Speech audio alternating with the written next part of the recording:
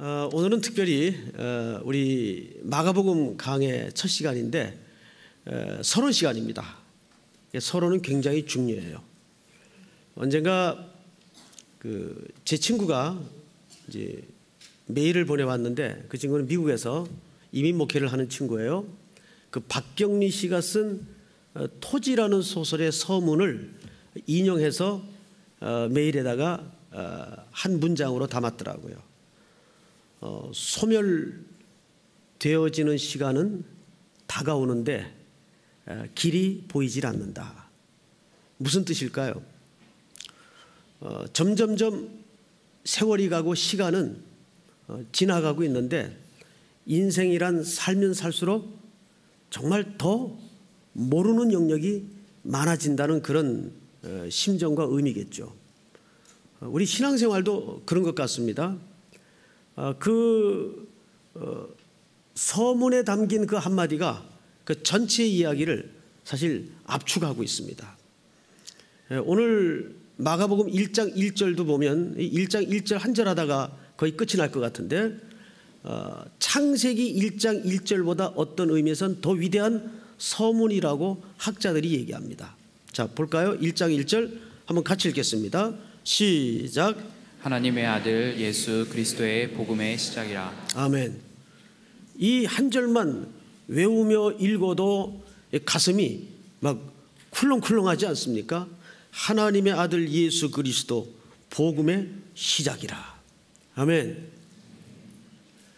마가복음은 누가 썼습니까? 마가가 썼습니다. 근데 많은 독자들이 오해를 하는 게, 누가나 마가나 성경을 쓴 까닭에 예수님의 12제자로 오해하는 경우가 많습니다. 마가는, 그리고 누가는 예수님의 12제자가 아닙니다. 그럼에도 불구하고 예수님의 행적에 대해서 이렇게 소상히 글을 기록했던 개인적 사연이 마가에게 있습니다. 오늘 우리는 먼저 본론으로 이제 진입하기에 앞서서 이 책을 기록하게 된 마가의 그 비하인드 스토리를 잠깐 보다 보면 거의 설교 시간이 맞춰질 것 같습니다. 우선 마가는 바나바의 생질입니다. 바나바하고 친척 관계고 상당히 부유층의 아들이었어요. 여러분, 예루살렘 교회가 시작했던 마가의 다락방이 바로 이 집 겁니다. 그 다락방에 인원이 무려 몇 명이 들어갈 수 있는 공간이었습니까? 120명. 그러면 작은 저택이었을까요? 상당한 저택이었을까요? 상당한 크기의 저택이었습니다. 그런 크기의 다락방을 보유할 정도의 부잣집 아들이었어요. 고생 안 했죠. 그러다가 사도행전 13장에 바나바와 바울이 선교사로 파송될 때 수행원으로 따라 나서게 됩니다. 우리 그 첫 장면을, 사도행전을 좀 잠깐 보도록 하겠습니다. 이 대목은 사도행전 강해에서 제가 그냥 생략하고 지나간 부분이긴 한데, 보죠. 5절을 보십시다. 5절. 13장. 예, 제가 장을 얘기 안 했나요? 예. 13장 5절. 다 같이 시작.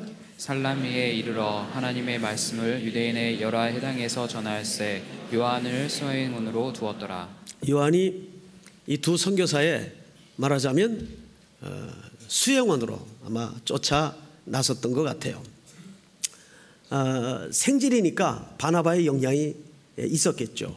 그러다가 13장 13절을 보시면, 바울과 및 동행하는 사람들이 바보에서 배 타고 밤빌리아에 있는 버가에 이르니 요한은 그들에게서 떠나 예루살렘으로 돌아가고, 이렇게 돼 있어요. 중도 하차했습니다.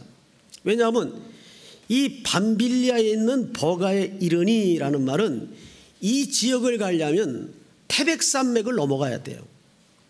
엄청나게 험한 노정이 앞에 놓여 있었던 겁니다. 여기를 요한이라 하는 마가가 넘을 자신이 없었던 걸까요? 그래서 학자들마다 도대체 여기서 왜 마가는 중도 하차하게 되었을까? 여러 가지 설이 있어요. 몇 가지 설이 있는데, 첫째, 그는 부잣집 아들이었던 까닭에 고생을 안 해서 그렇다. 고생을 안 해서. 두 번째, 아마 풍토병이 걸려서 돌아갔을 것이다. 세 번째, 갈등 때문에 돌아갔을 것이다. 바울의 일하는 그런 일 중심적 행태에 환멸을 느끼고 돌아갔을 것이다. 그리고 가장 압도적인 퍼센티지가 향수병이라는 통계가 나와 있어요. 그러나 성경이 딱히 이거다라고 지적을 하지 않기 때문에 정확한 이유는 사실상 몰라요. 어쨌든 이 줄령을 앞에 두고 마가는 중도 하차하게 됩니다. 자, 그러다가 15장 36절을 보세요. 사도행전 36절을 보시면 한번 같이 읽겠습니다. 시작.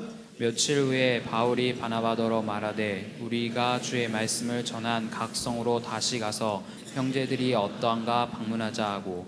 바나바는 마가라 하는 요한도 데리고 가고자 하나 바울은 밤빌리아에서 자기들을 떠나 함께 일하러 가지 아니한 자를 데리고 가는 것이 옳지 않다 하여. 39절 시작. 서로 심히 다투어 피차 갈라서니 바나바는 마가를 데리고 배 타고 그부로로 가고. 바울은 신라를 택한 후에 형제들에게 주의 은혜의 부탁함을 받고 떠나 수리아와 길리기아로 다니며 교회들을 견고하게 하니라. 재밌죠? 이 마가 때문에 사실상 바울과 바나바가 대판 큰 싸움을 합니다. 얼마나 심했으면 성경에도 기록된 싸움의 흔적을 남겨놓고 있어요. 물론 바나바는 성령이 충만하고 착한 사람이었기 때문에 우리 이쯤에서 용서하고 그 마가 다시 데려갑시다. 또 우리가 행로에도 필요한 인물이니까. 여기에서 바울이 대노를 해요. 안 됩니다. 근데 사실상 누가 선배예요? 바나바가 대선배죠. 바나바 아니었다면 오늘날 바울은 존재할 수 없었던 인물이죠. 그런데 바울은 일 중심적 사고로 초창기 일을 했어요. 우리와 같이 밤빌리아에서 일하러 가지 않은 그 사람을 다시 동행시킨다는 것은 말도 안 된다. 이런 지하에 거절을 해버립니다. 대선배의 요청에. 바나바도 여기에서 이상하게 양보하지 않아요. 줬어. 그럼 우리가 이런 불편한 마음으로 함께 선교를 한다는 것은 도저히 하나님 앞에 덕도 안 되고 성도들 보기에도 그러니까 이쯤에서 우리 갈라섭시다. 헤어져요. 그리고는 바나바는 바로 자기가 요청했던 생질 마가를 데리고 떠나고 이때부터 바울은 다른 사람과 커플이 됩니다. 이렇게 해서 선교의 역사가 또 갈라져요. 그랬던 마가를 바울이 먼 훗날 디모데후서 4장에서 이런 부탁을 하나 해요. 자, 4장을 좀 한번 찾아보십시다. 디모데후서 4장을 좀 열어봅니다. 11절 9절부터 읽는 것이 좀 자연스럽겠네요. 제가 쭉 읽고 11절은 여러분들이 읽으시기 바랍니다. 너는 어서 속히 내게로 오라.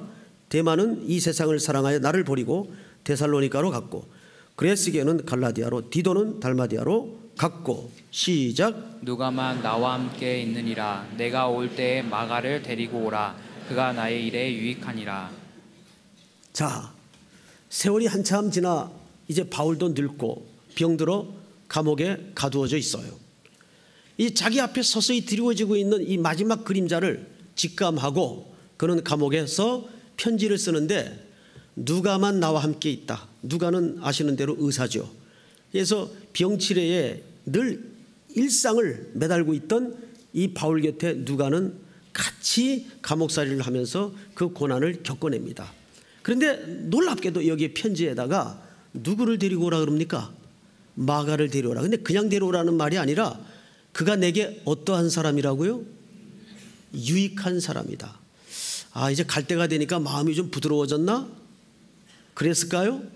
단순한 인간적인 용서와 화해를 여기서 말하는 걸까요? 그게 아닙니다. 여러분, 여기에 내게 유익하니라라는 말은 사실상 마가에 무엇을 전제한 겁니까? 변화를 전제한 겁니다. 마가가 바뀐 거예요. 달라진 거예요. 옛날 바나바와 바울이 이 사람 때문에 다투었던 그때 그 마가가 아니에요. 여기서 정확하게 내게 유익한 사람이라. 그를 다시 내게로 데려와라. 그렇게 반대했던 인물이었어요. 그런데 달라짐과 성숙을 전제로 하고 마가를 데리고 오라고 부탁합니다. 자, 우리는 여기서 한 가지 궁금한 게 있어요. 마가는 어떻게 바뀌었을까? 어떻게 그 선교 여행을 동행하다가 중도 하차하고 돌아가 버린 이 부잣집 아들 철부지 마가는 이렇게 먼 훗날 바울에게 유익한 인물로 소개되고 있고 그를 필요로 하고 있는 인물로 달라져 있을까? 그 이유가 뭘까? 바나바가 그를 만들었나? 바나바는 그 후에 얼마 안 가서 죽었다는 기록이 있어요. 자, 그럼 뭘까요? 이유가? 그래서 우리는 성경이 어떻게 그 부분을 슬쩍 묻어놓고 있는가를 좀 들춰볼 필요가 있습니다. 우리 한 군데만 더 찾습니다. 어차피 서러운 시간이니까 좀 둘러갑니다. 베드로전서 5장을 넘깁니다. 뒤로 더 넘기세요. 5장 12절.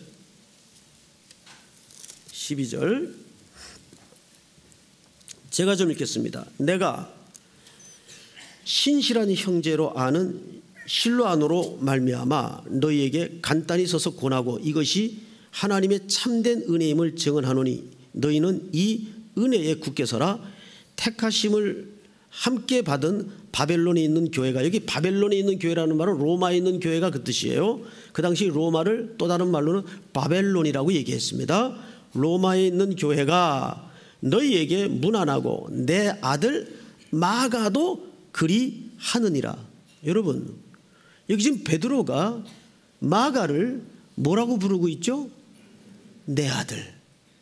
그러면 적어도 마가는 누구의 영향을 지대하게 받았다는 결과가 됩니까? 그렇습니다. 베드로의 영향을 절대적으로 받았다는 결과가 됩니다. 그래서 초대교회 문서에는 이 마가가 베드로의 통역관으로 동행했다는 기록들이 여기저기 곳곳에 묻어져 있습니다. 결국 누가 마가를 데리고 다니면서 고치고 성숙시키고 만든 거예요? 베드로입니다. 자, 재미있는 인연이죠. 베드로는 누굽니까? 이제 그림이 아구가 맞아져요? 베드로는 누굽니까? 실패에 관한 한 나한테 물어봐. 아시겠어요? 넘어짐이 무언지를 뼈저리게 예수님의 사건을 통해서 겪었던 인물이 베드로입니다. 그런데 어느 날 마가가 길을 가다가 돌아와 자포자기하고 말았어요. 베드로가 그 마가를 바라보면서 과거의 자기 모습 못지않은 처참한 영적인 상태를 봅니다. 그리고 자기 수하에 들이죠. 넘어진 사람만이 아는 아픔이죠. 겪어본 사람만이 아는 실패의 자국이죠. 그는 3번씩 주님을 부인했던 가슴 아픈 기억을 갖고 있어요. 베드로의 눈에 비친 마가는 자기보다는 나은 인물이에요. 그를 아들로 맞습니다. 마가야, 너 내 밑에 와라. 너 실패했다고 어깨 늘어뜨리지 마.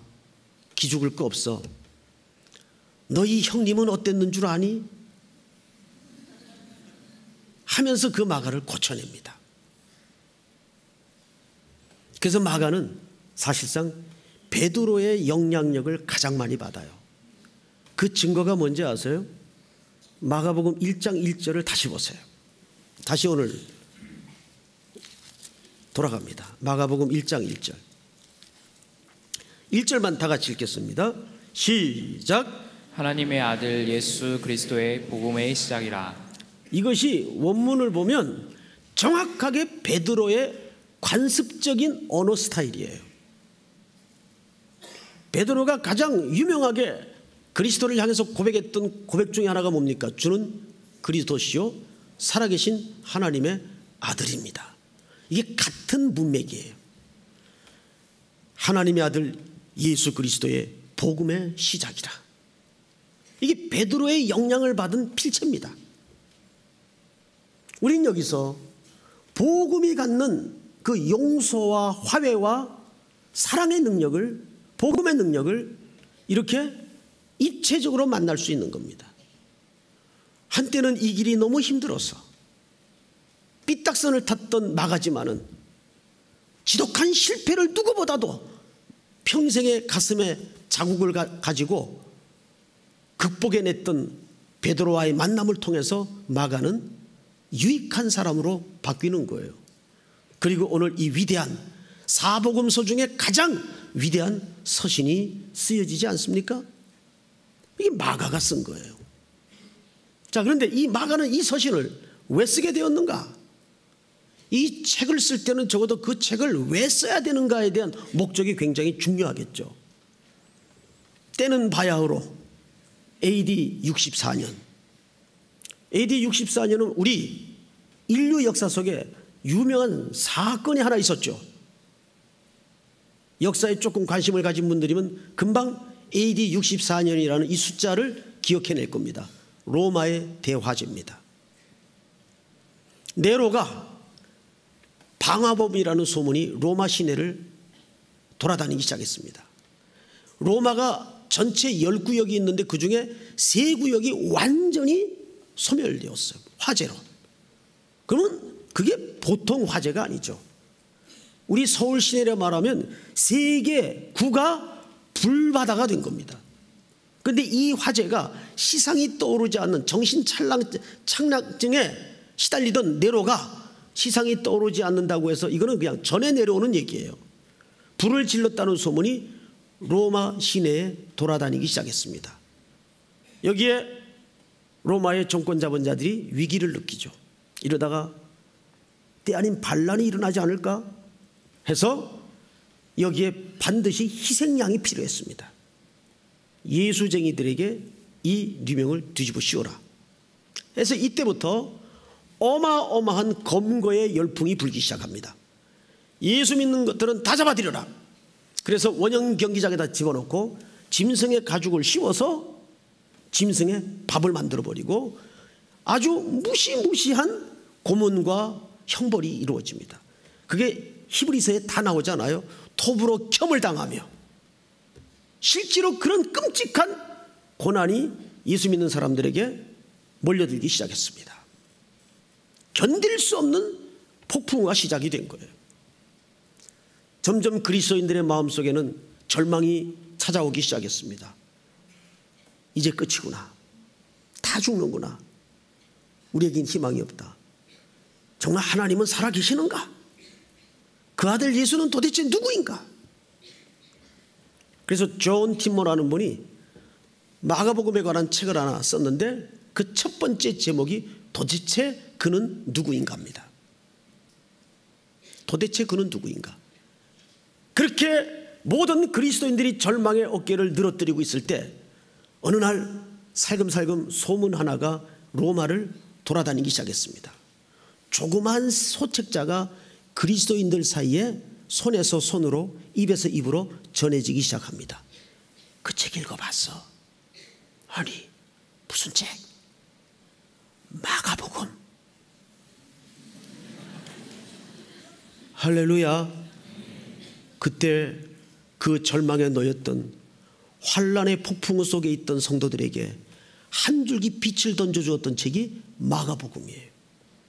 마가복음은 소책자로서 가장 최초로 쓰여진 책인데 이 기록 연대가 정확히 AD 65년도에서 70년 사이에 기록이 됐습니다. 이 책은 죽어가던 그리스도인들에게 희망을 던지고 유일한 길을 제시했던 마지막 그들이 붙잡고 일어섰던 그리고 일어설 수 있었던 소망의 책이었어요.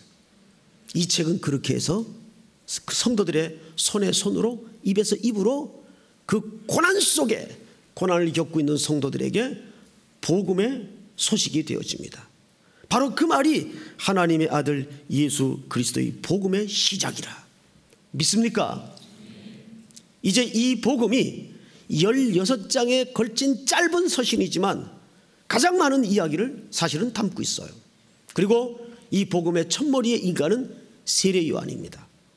세례 요한은 이 예수님을 소개하기 위해서 6개월 먼저 세상에 등장해 그분이 오실 길을 예배했던 인물이에요. 마지막으로 그러면 세례 요한은 이 땅에서 어떤 삶을 살다가 갔는가에 대한 간략한 소개를 마치고 오늘 말씀을 정리하도록 하겠습니다. 자, 성경을 좀 보십시다. 5절을 볼까요? 온 유대 지방과 예루살렘 사람이 다 나아가 자기 죄를 자복하고 요단 강에서 그에게 세례를 받더라. 6절 다 같이 시작. 요한은 낙타털 옷을 입고 허리에 가죽띠를 띠고 맥두기와 석청을 먹더라. 그가 전파에 이르되 나보다 능력이 많으시니가 내 뒤에 오시나니 나는 굽혀 그의 신발끈을 풀기도 감당하지 못하겠노라. 아멘. 자, 이제 앞을 좀 보십시다. 이 세례 요한은 두 가지 칭찬이 극찬으로 성경에 소개되어 있어요. 첫째는 여인이 낳은 자 중에 가장 큰 자예요.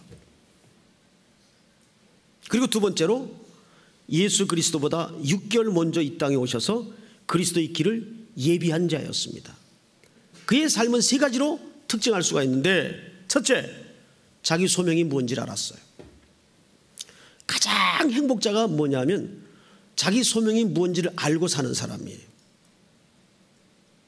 금은부화를 두르고 살아도 소명이 뭔지를 모르고 사는 사람은 육적인 삶입니다. 그냥 하루하루 생물학적인 생명을 연명해가는 것밖에 의미가 없어요. 그런데 가야 될 이유, 살아야 될 이유, 이것이 선명한 사람은 소명에 붙들린 사람, 하나님의 부름에 붙들린 사람이라는 것을 말합니다. 오늘 아침에도 설교 속에 집중적으로 여러분들에게 확인코자 했던 것이 뭐였습니까?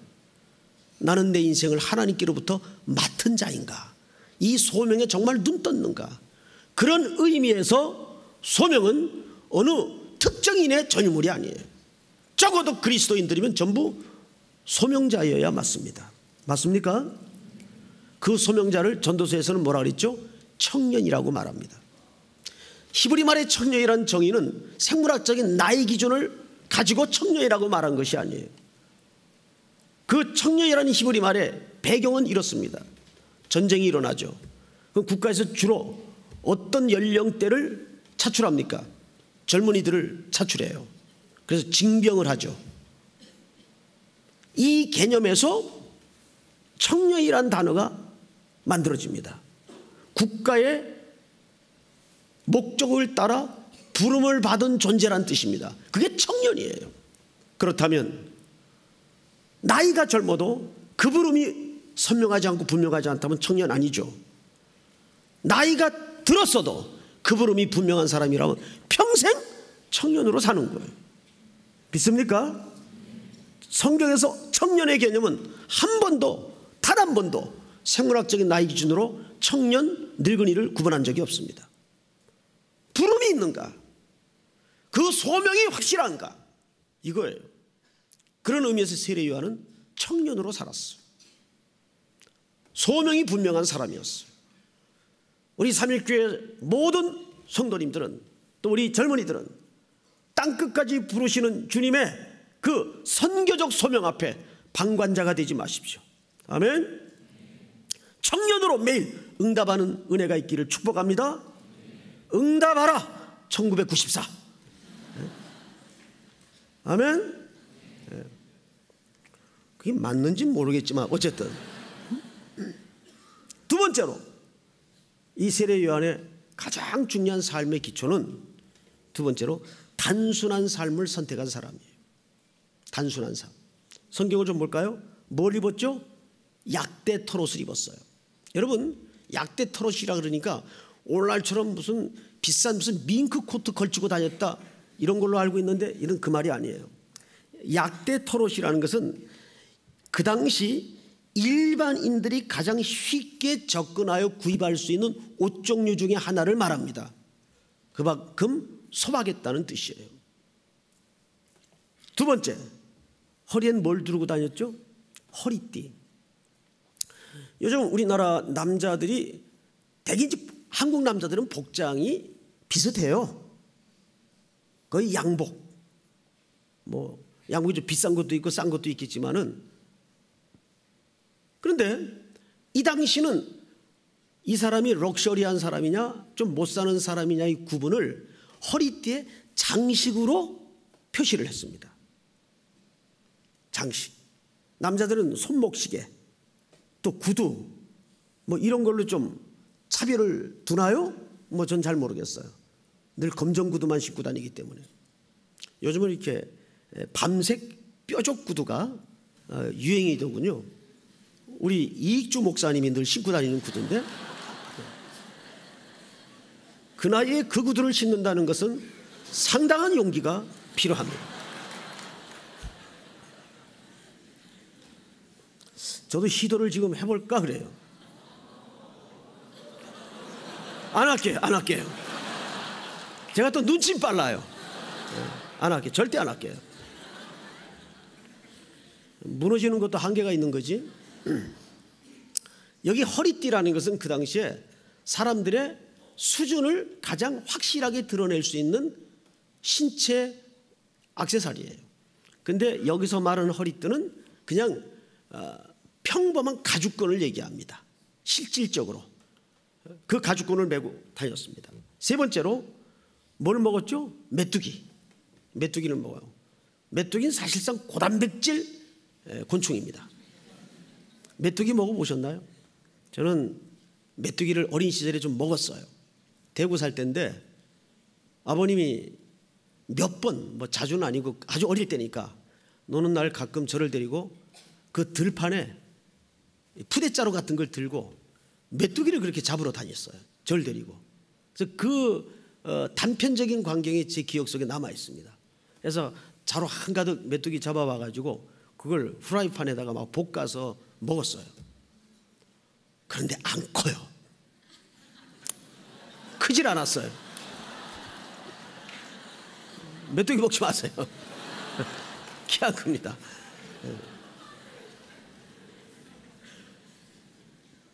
아마 우리 아버님은 이게 단백질이니까 아들이 좀 키가 훌쩍 크기를 기대하고 먹였겠죠. 저희 아버님이 키가 병적 기록부에 보면 1m 75예요. 옛날 어린이들 상당히 키가 크죠. 저보다 거의 10cm. 아, 이거 얘기하면 안 되는데.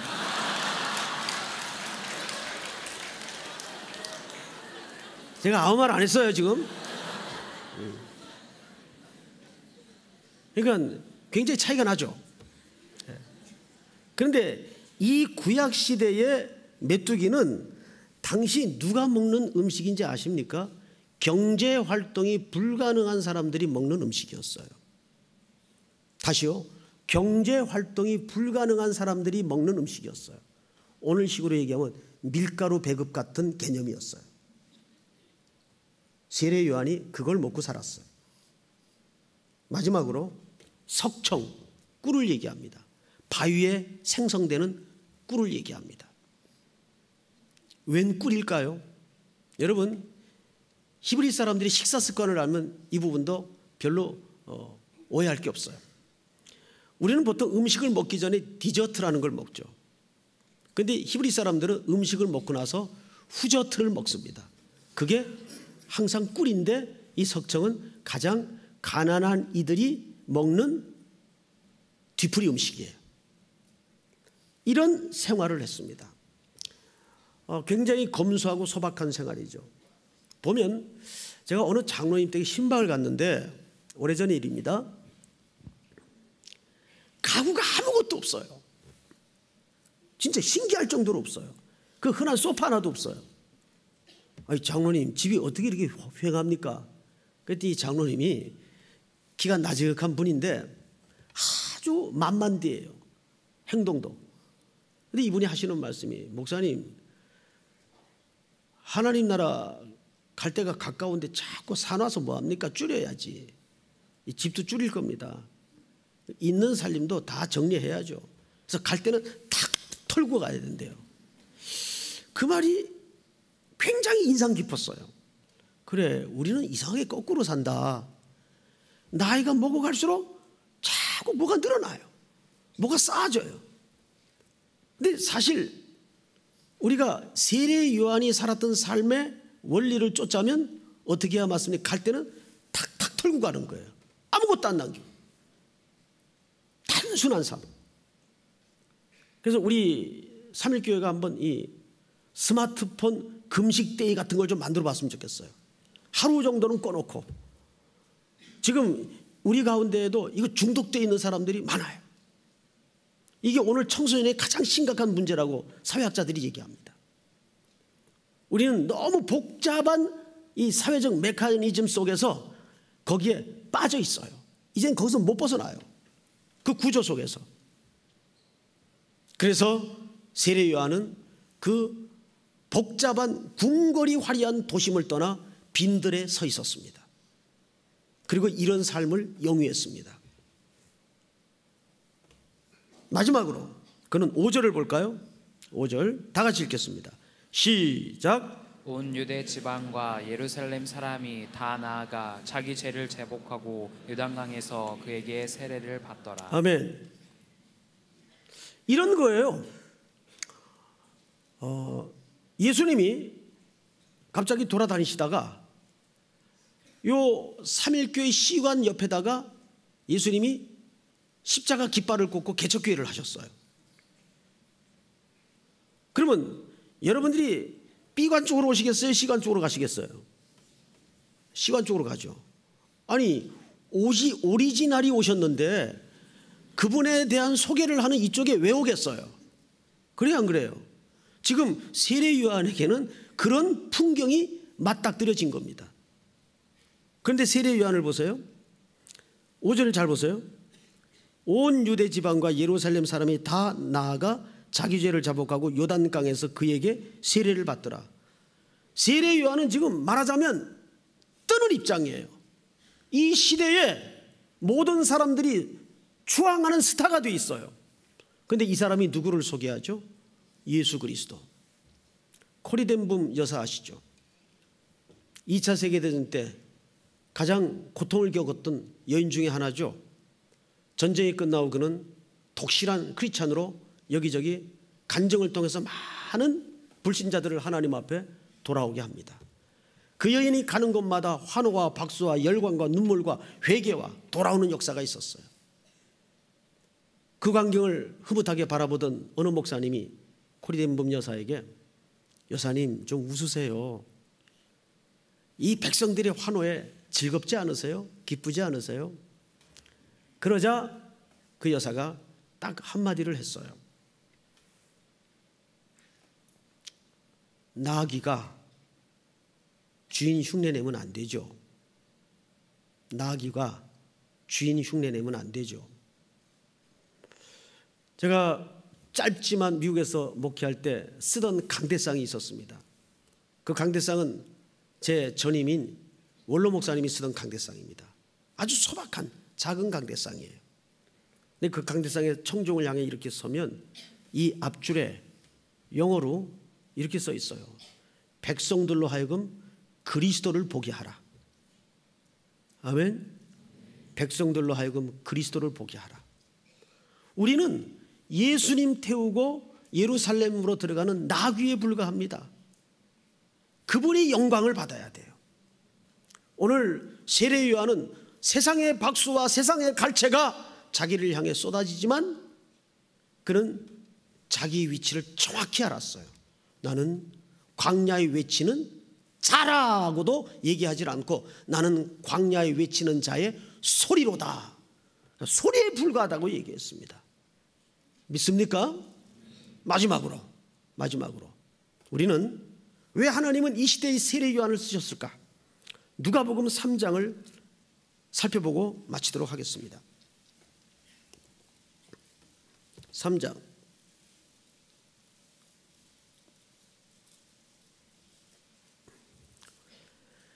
디베리오 황제가 통치한 지 15해 곧 본디오 빌라도가 유대 총독으로 헤롯이 갈릴리의 분봉왕으로 그 동생 빌립이 이두레와 드라고닛 지방의 분봉왕으로 루사니아가 아빌레네의 분봉왕으로 안나스와 가야바가 대제사장으로 있을 때 하나님의 말씀이 빈들에서 사가랴의 아들 요한에게 임한지라.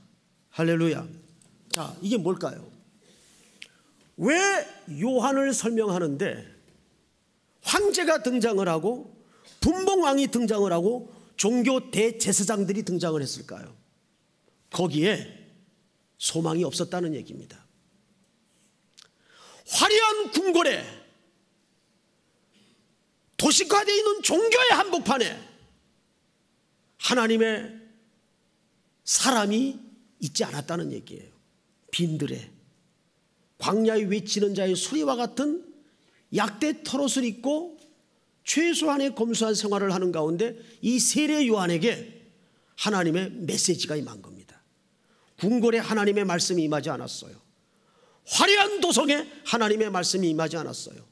도시가 되어 있는 종교 지도자들 한복판에 하나님의 말씀이 임하지 않았어요.